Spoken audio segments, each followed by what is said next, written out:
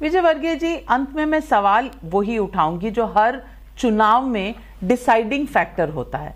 वो चुनाव का सवाल होता है कि नंबर कितने आएंगे।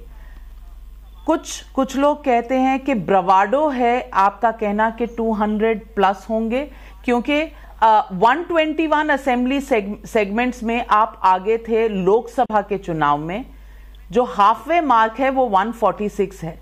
तो ये 200 का आंकड़ा आप कैसे पहुंचेंगे? 146 तक जो है वो भी चढ़ाई आपके लिए शायद लोकसभा और असेंबली के चुनाव में अलग सी होगी। इसका एक रणनीति के तौर पर और सिर्फ कॉन्फिडेंस के तौर पर नहीं, सिर्फ एक वॉर क्राई के तौर पर नहीं, पर एक्चुअल स्ट्रैटेजी और डिलीवरी के तौर पर आप क्या जवाब देंगे? देखिए, मैंने बताया कि मैं 5 साल, छठे साल में आज यहाँ प्रवेश कर रहा हूँ। मैं 6 साल हो रहा है मुझे लगता है कि मैं इस बंगाल में प्रत्येक डिस्ट्रिक्ट में 10 से 12 बार होकर आ गया हूँ, हर डिस्ट्रिक्ट के अंदर। और करीब 294 विधानसभाओं में से 290 से ज्यादा विधानसभाएं मैंने एक बार नहीं कि अनेक बार घूम चुका हूँ। यहाँ जनता का मूड है कि ममता जी को हटाना। और यहाँ सबसे बड़ा चैलेंजिंग काम पता क्या है? वह है मतदाता केंद्र तक पहुंचे, और वह चुनाव आयोग की जवाबदारी है।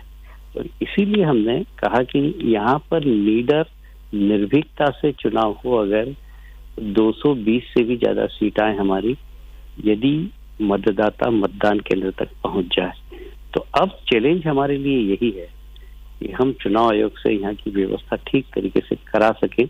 हमने चुनाव आयोग से कहा है, जैसे हमने गृह मंत्री जी से कहा है कि ममता जी के रहते हुए यदि यहाँ चुनाव हुए तो चुनाव निष्पक्ष नहीं हो सकते।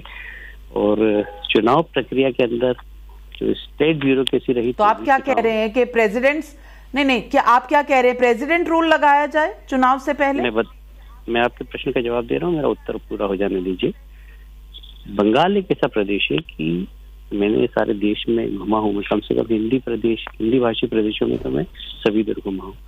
मैंने नौकरशाही का राजनीतिकरण देखा है, पर नौकरशाही का अपराधीकरण यदि कहीं पर है तो वह बंगाल के अंदर है।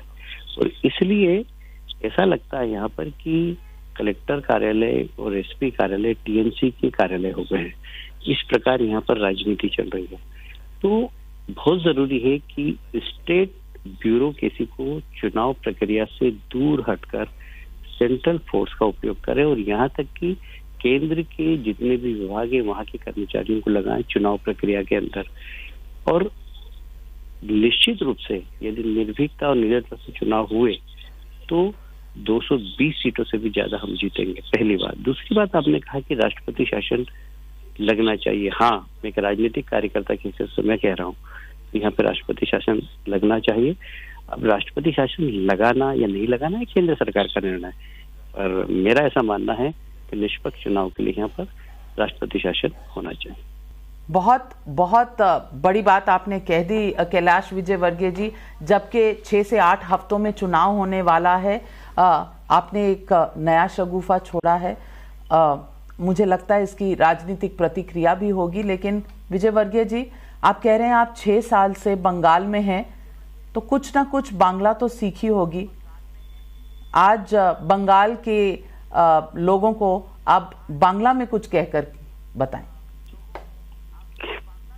केमन आछे दीदी, भालो आछे? ये जनता को पूछा या सिर्फ ममता बनर्जी को पूछा आपने केमन आछे? Are you saying she is rattle? जनता के अच्छे दिन आने वाले हैं, और इसलिए उनसे मैं चुनाव के बाद पूछूंगा।